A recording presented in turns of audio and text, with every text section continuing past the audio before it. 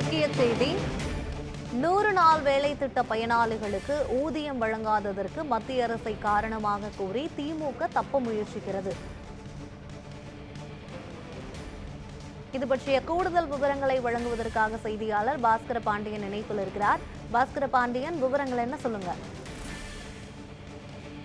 யுவராணி, நேற்றைய தினம் அதிமுக பொதுச் செயலாளர் எடப்பாடி பழனிசாமி ஒரு அறிக்கை ஒன்றை வெளியிட்டிருந்தார். குறிப்பாக அந்த அறிக்கையில் தமிழ்நாடு முழுவதும் 100 நாள் வேலை திட்டத்தில் பணிபுரியக்கூடியவர்களுக்கு சம்பளம் வழங்கப்படவில்லை எனவும், இதன் காரணமாக புத்தாண்டு மற்றும் பொங்கல் கொண்டாடப்படாத நிலையாக பொதுமக்கள் அவதியுற்றதாகவும் அந்த அறிக்கையில் தெரிவித்திருந்தார். இந்த நிலையில் எடப்பாடி பழனிசாமியினுடைய அறிக்கைக்கு தமிழ்நாட்டினுடைய நிதி அமைச்சர் தங்கம் தென்னரசு நேற்று பதிலளித்திருந்தார். குறிப்பாக ஒரு பொறுப்பான எதிர்க்கட்சி தலைவராக தமிழ்நாட்டுக்கு ஆதரவாக எடப்பாடி பழனிசாமி குரல் எழுப்ப வேண்டும் எனவும், மத்திய அரசு புயல் வெள்ள நிவாரணம், கல்வி நிதி, 100 நாள் வேலைக்கான நிதி ஆகியவற்றை ஒதுக்காமல் தமிழ்நாட்டு மக்களை வாட்டி வதைத்து வரும் பாஜகவோடு மறைமுக கூட்டணி வைத்துக் கொண்டு எடப்பாடி பழனிசாமி செயல்படுவதாகவும் ஒரு குற்றச்சாட்டினை வைத்திருந்தார்.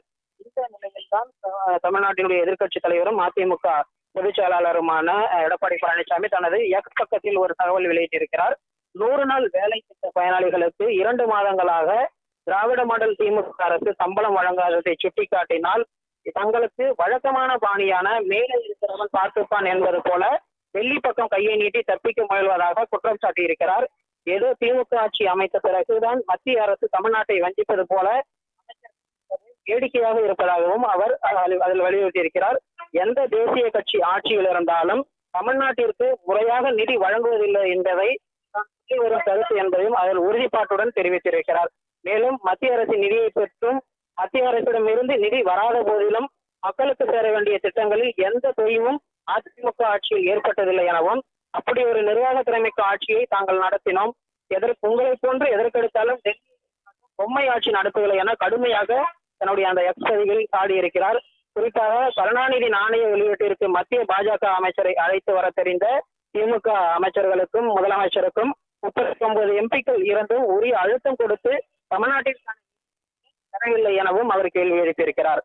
தங்களுக்கான, அதாவது தமிழ்நாட்டிற்கான மத்திய நிதியை பெறுகின்ற நிர்வாகத்திறன் இல்லை என்றால் அதனை வெளிப்படையாக ஒப்புக்கொள்ள வேண்டும் எனவும், நாங்கள் ஆட்சி போது நிதிகளை முறையாக பெற்று தந்தோம், நிறைவான ஆட்சி செய்தோம் என்பதை நினைவில் கொள்ளுமாறும் அவர் அறிவுறுத்தியிருக்கிறார்.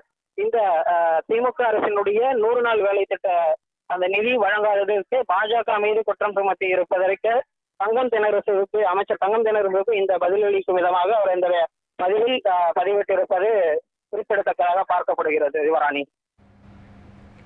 விவரங்களுக்கு நன்றி பாஸ்கர பாண்டியன்.